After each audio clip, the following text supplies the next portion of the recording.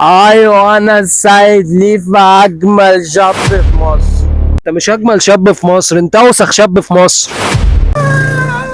انت اجمل شاب في مصر يا صاحبي ولا معتز علاء؟ لا طبعا انا اجمل شاب في مصر. يا عم هو انت بتورش علينا؟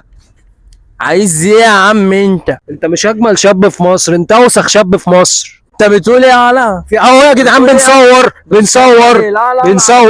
انا برفع البنطلون. برفع البنطلون أخويا. اعدل كده يا صاحبي قدام الكاميرا. بعد البنطلون اخويا. لا مفيش امان والله الموضوع اليومين دول. عايز ايه بقى انت دلوقتي؟ انت اصلا ازاي تقول على نفسك اجمل شاب في مصر؟ غصب عن اي حد انا اجمل شاب في مصر. هتعدي في الشارع هتشوفني هتعرف ان انا اجمل شاب في مصر. عينك هتجيبني، رموشك هتجيبني، وشك هتجيبني، وشك مش عاجبني هديك في وشك. تمام بس. انت بتتكلم كده ليه يا عم؟ انت في ايه يا عم؟ احنا بنتكلم معاك. هو كلامي كده يا زميلي، مش عاجبك ما تتكلمش معايا وامشي بعيد عني.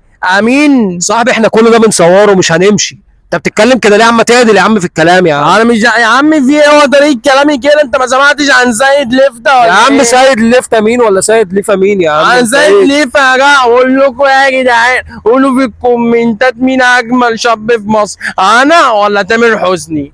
ناس مين يا عم اللي هيقولوا في الكومنتات ان انت اجمل شاب في مصر؟ هو انت قبل ما تنزل ما شفتش نفسك في المرايه ولا ايه؟ ما انا نفسي يا اخويا، ده انا عليا النعمه وانا نازل بحط برفانكس رابشر. ده انا بقول لك ايه، ده انا الناس تشوفني والبنانيت تشوفني في الشارع، اي واحده معديه تقول لي يا واد يا موز يا جامد. انت ما تعرفش ولا مقطع السمكه ده انا رايح لسماح بالليل اقضيها معايا. لازم تروح لسماح ولازم تروح لتسول ولازم تروح لاشكالك. ما هو انت اقول لك طب ايه ايه بقى يا زميلي، بعد اذنك التزم الكلام المؤدب. بص يا صاحبي احنا هنسيب الحوار ده في الكومنتات، بس انا مش مسؤول عن الكومنتات يا صاحبي. بس ما دام وصلنا للكومنتات بقول لكم يا جدعان، قولوا لي انا اجمل شاب في مصر ولا تامر حسني؟ امين.